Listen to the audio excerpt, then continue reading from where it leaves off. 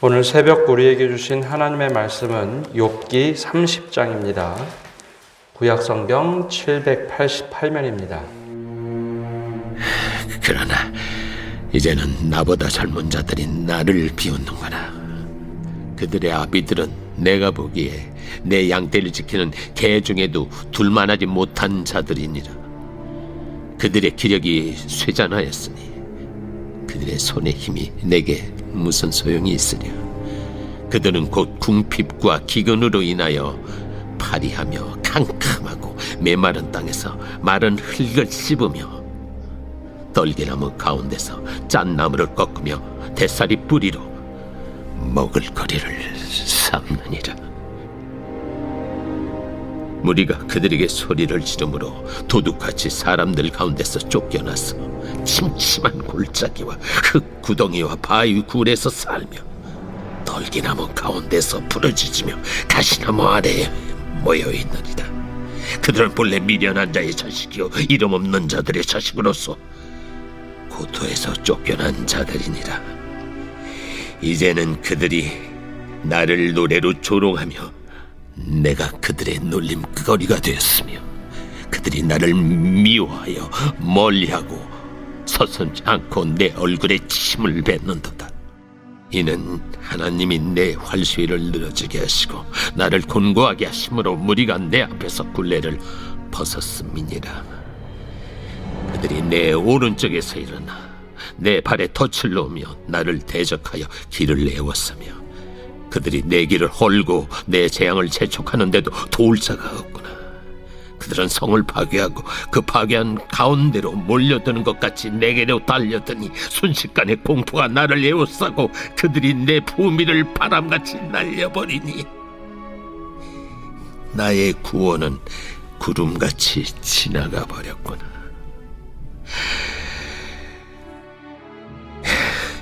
이제는 내 생명이 내 속에서 녹으니 환난 날이 나를 사로잡습니다. 밤이 되면 내 뼈가 쑤시니 나의 아픔이 쉬지 아니하는구나. 그가 큰 능력으로 나의 옷을 떨쳐버리시며 나의 옷깃처럼 나를 휘어잡으시는구나. 하나님이 나를 진흙 가운데 던지셨고 나를 티끌과 채같게 하셨구나. 내가 주께 부르짖으나 주께서 대답하지 아니하시오며 내가 섰사오나 주께서 나를 돌아보지 아니하시나이다.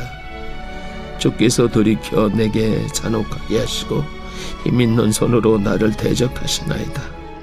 나를 바람 위에 들어 불려가게 하시며 무서운 힘으로 나를 던져버리시나이다.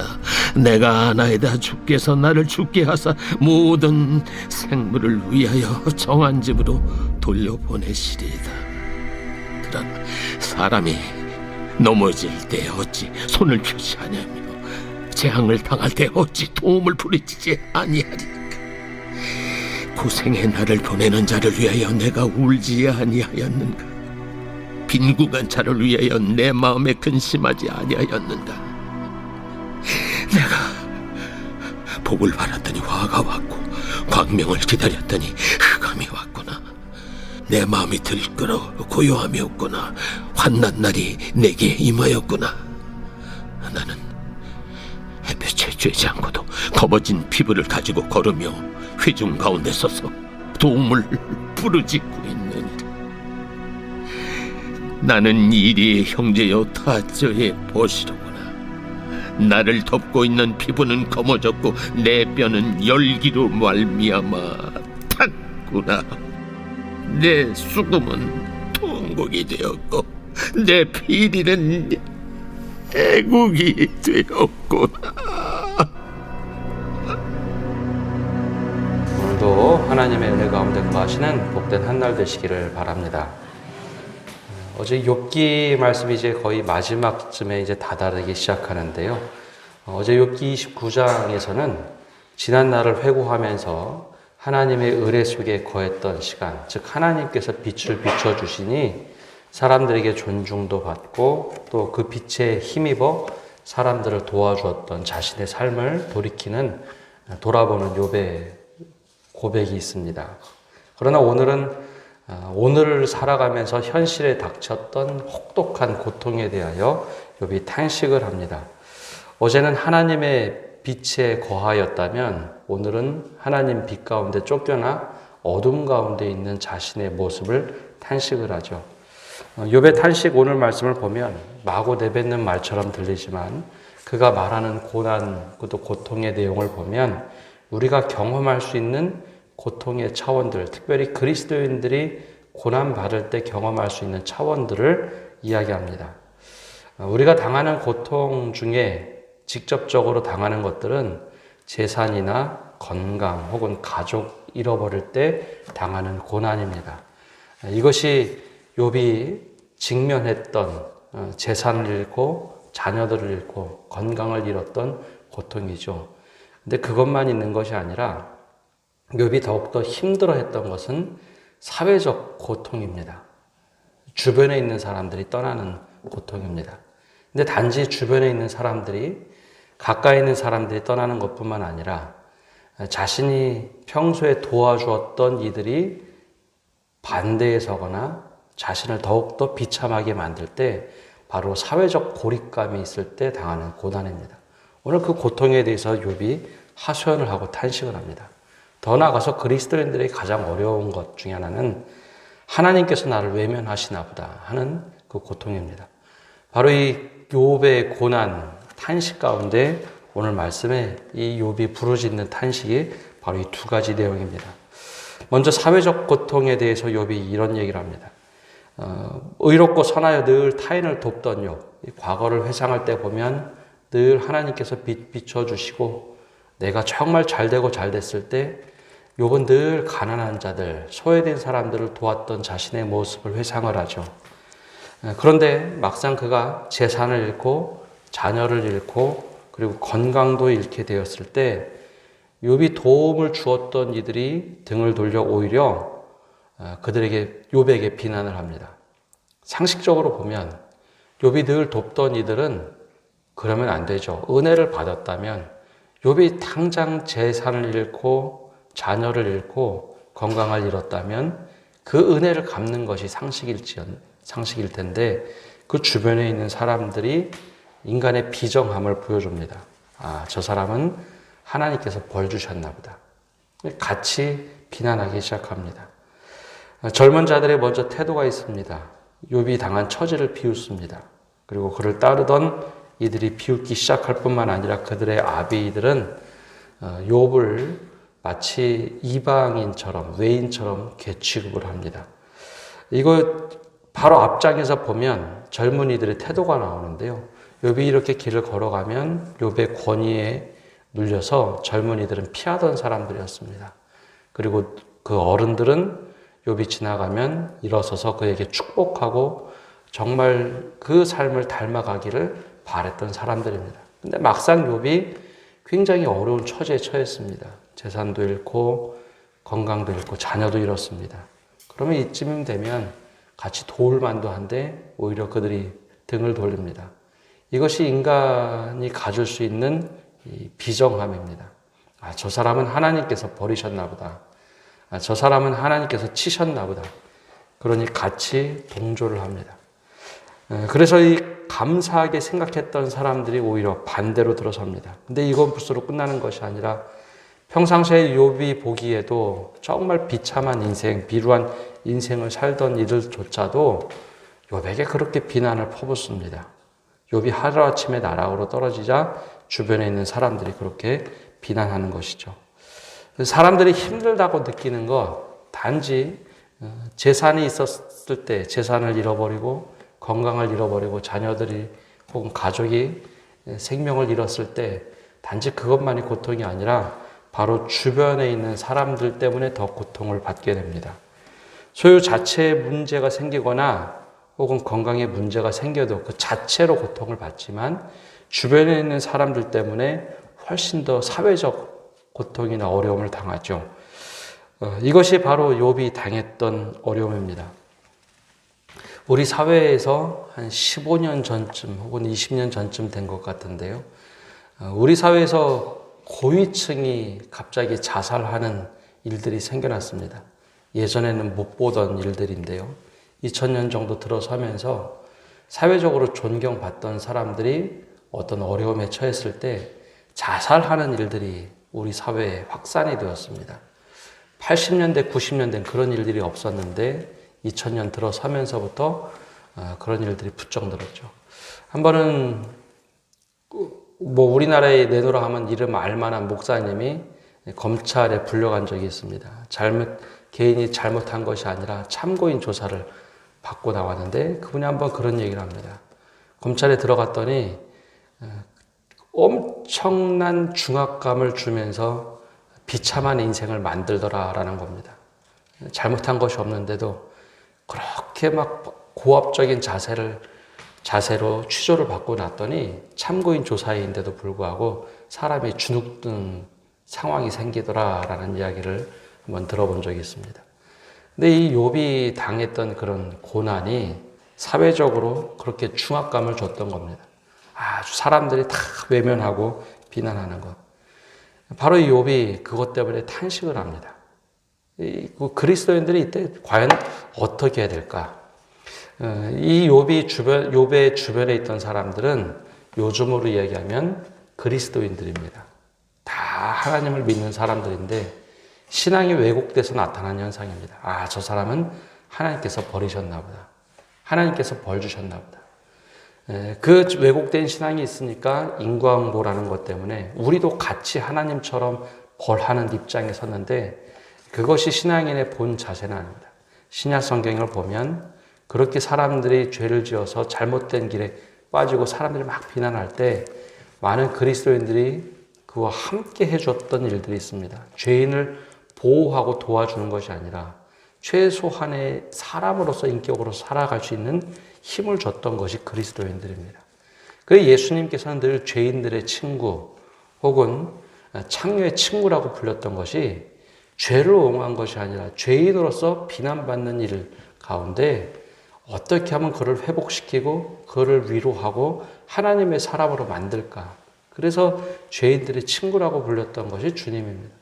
오늘 말씀을 보면서 우리가 과연 이러한 상황에 처하거나 이러한 상황에 빠진 사람들 가운데 우리는 어떻게 해야 될까 한번 생각을 하게 됩니다. 근데 더 힘든 것이 욥의 고백 속에 나오는데요. 그리스도인들에게 가장 어려운 것은 주변의 사람들 그런 것도 어렵지만 욥이 고백하는 것 가운데 탄식하는 것 가운데 하나는 바로 하나님께서 나를 이렇게 버리셨나 보다라고 생각이 들 때입니다. 이것이 그리스도인들에게 가장 어려운 일입니다. 하나님께서 활시를 늘어뜨리는 것처럼 나를 버리시진 않았는가? 하나님께서 나를 외면하시자 그것 때문에 사람들이 나를 이렇게 외면하는 것은 아닌가? 바로 그 고백을 하고 있죠. 물질적인 어려움 혹은 건강의 어려움 또 주변인들의 갑작스러운 생명 잃는 것에 어려움이 분명히 있습니다. 그런 일에 처하면 굉장히 고통스럽죠. 근데 그리스도인에게 정말 힘든 것은 아무리 기도해도 하나님께서 응답하시지 않는 것 같은 하나님의 침묵 혹은 하나님의 외면입니다. 하나님의 위로가 필요한데 오히려 하나님께서 나를 저 절벽으로 내모는 것 같다라고 느껴질 때 그것이 그리스도인들이 당하는 가장 어려움 중에 하나입니다. 바로 욥이 그런 탄식을 계속해서 16절부터 31절까지 합니다. 하나님, 날 이렇게 외면하시고 내모시면 내가 어쩔 수가 없습니다. 하나님이 나를 대적처럼 이렇게 내모시면 내가 어찌할 바를 모르겠습니다. 라고 하면서 하나님께 탄식을 하죠. 근데 여기에 역설이 있습니다. 하나님께 이렇게 하소연하며 기도할 수 있는 것은 하나님 여전히 내가 하나님 신뢰하고 있다라는 고백입니다. 이 뒤에만 딱 떼서 잘못 읽으면 하나님이 나를 그렇게 외면하고 버리시니 내가 어쩔 수가 없습니다 라고 하는 것이 그 이면 속에는 하나님 여전히 나를 붙잡아 주셔야 되지 않습니까? 나 붙잡아 주시고 하나님께서 일으켜 주셔야 되지 않습니까? 라는 탄식 속에 나오는 역설입니다. 이것이 하나님을 믿지 못하는 것이 아니라 하나님, 내가 믿는 하나님 이런 분 아닌데 왜 나에게 이렇게 가하십니까? 그래서 욥이 하나님께 탄식을 하는 겁니다. 성도들의 삶 속에 가장 어려운 순간 우리가 하나님께 부르짖고 외치는 것, 바로 때로는 욥의 탄식과 같은 기도도 있을 수 있지만 그 속에 분명한 것은 여전히 기도하고 있는 우리들의 모습이 있어야 된다라는 겁니다. 어떤 경우에는 이 기도조차 하지 못하고 하나님께 그냥 서운한 마음이 들어서 믿음을 접고 하나님께 떠나는 사람들도 분명히 있습니다. 구약 성경에 보면 포로기에 수많은 사람들이 하나님께 기도하고 탄원하기보다는 하나님으로부터 떨어져 나갑니다. 그래서 하나님께서 기다리고 찾으셨던 것은 그들 가운데 남은 자들이었습니다. 죄를 돌이키고 하나님께 끈을 붙잡고 하나님께 늘 탄원했던 사람들, 그 남은 자들을 하나님께서 일으켜 세우시죠. 바로 욥이 그런 상황입니다. 욥은 기도하기를 포기하지 않습니다. 하나님과 씨름할지언정 하나님, 내가 너무 어렵습니다. 그렇게 하나님께 고백을 하죠. 그러면서도 그런 고백을 합니다. 24절과 25절을 보면 그러나 사람이 넘어질 때에 어찌 손을 펴지 아니하며 재앙을 당할 때 어찌 도움을 부르짖지 아니하리까. 내가 여전히 하나님을 찾는다는 겁니다. 고생의 나를 보내는 자를 위하여 내가 울지 아니하였는가. 빈궁한 자를 위하여 내 마음이 근심하지 아니하였는가. 나 또한 어려움을 당하거나 고통당하는 사람이 있으면 그들을 도우려고 했습니다. 이 어려운 중에도 그렇게 했습니다. 그러니 주님, 제발 나를 외면하지 마십시오. 나를 이렇게 몰아서지 마십시오라고 하면서 하나님께 탄원을 합니다. 어제도 말씀드렸던 것처럼 이 욥의 29장, 30장, 31장은 친구들과 공방을 벌인 다음에 마지막으로 하나님께 탄원하며 최후 진술을 하는 상황입니다. 주님, 내가 이렇게 열심히 살아왔는데 주님께서 외면하시면 내가 어찌할 바를 모르겠습니다. 라는 최후 진술입니다. 때론 우리가 이해하지 못하는 고난에 빠질 때가 있습니다. 아무리 봐도 내가 왜 이런 상황에 빠졌는지 모를 때 그때 우리가 포기하지 말아야 될 것, 하나님을 붙잡는 겁니다. 때론 하나님과 씨름하더라도 하나님께 하소연을 하는 겁니다. 그리고 나서 32장에 보면 다른 친구 엘리후라는 젊은 지혜자가 와서 또 욥에게 탄원을 합니다. 그리고 나서 하나님께서 나타나셔서 이 모든 상황에 대해서 설명해 주시고 하나님께서 욥에게 응답을 하시죠. 그런 후에 하나님께서 욥에게 나타나셔서 말씀하십니다. 그 과정 중에 하나가 하나님께 끈을 놓지 않고 기도하는 모습입니다. 혹 우리 가운데 고난 가운데 내가 이거 도저히 이해가 되지 않는 고통입니다. 도저히 내가 이거 어떻게 해결할 수가 없습니다. 그럴 때 기도의 끈을 놓지 않고 하나님을 붙잡는 성도 여러분 되시기를 바랍니다. 그때 하나님께서 외면하지 않고 들으십니다. 우리의 작은 신음도 들으시는 하나님입니다. 오늘 이 고통 가운데 있는 이들이 있다면 그분들을 위해서 중보해 주시고 행여나 욥의 주변에 있던 사람들이 외면할 때 한 사람이라도 그와 함께 했다면 욥의 고통이 아마 반쯤은 덜어졌을 겁니다. 우는 자들과 함께 울라라고 하셨던 그 말씀처럼 오늘도 주변에 고통당하는 사람들이 있다면 그때는 많은 말이 필요한 것이 아니라 옆에 있어주는 것, 그리고 함께 울어주는 것, 이것이 바로 우리들이 취할 자세입니다. 오늘도 주님의 은혜 속에 살아가면서 하나님의 은혜 부르짖으며 살아가는 성도 여러분 되시기를 바랍니다. 기도하겠습니다. 하나님, 오늘도 욥의 고난 가운데 하나님께 부르짖는 모습을 우리가 말씀을 통해 봅니다. 우리 가운데도 또 우리 주변에도 이렇게 고통당하는 사람들이 있습니다. 바로 그때 하나님, 주변에 있는 많은 사람들이 다 떠나갈 때 그 옆에 같이 자리를 지킬 수 있는 사람들이 바로 우리가 되게 하여 주시고, 또 반대로 우리가 고통당할 때 하나님 같이 외면하는 것이 아니라 누군가 한 사람이 있어야 할 때 바로 우리가 우리 옆에 사람들을 붙여주옵소서.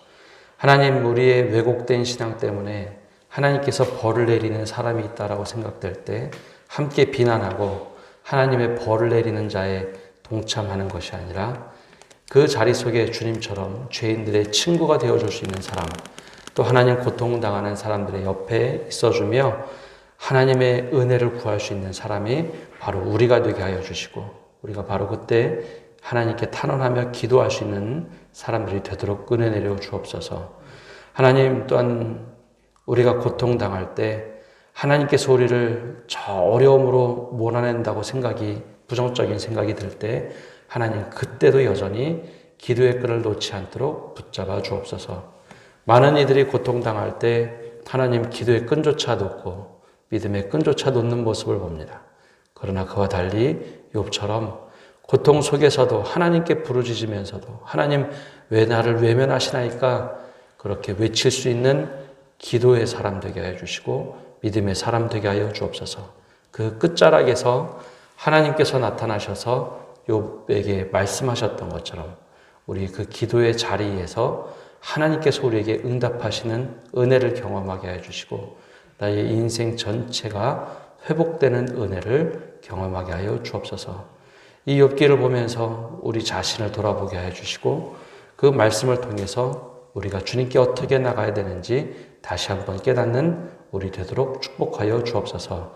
이 모든 말씀 예수님의 이름으로 기도합니다. 아멘.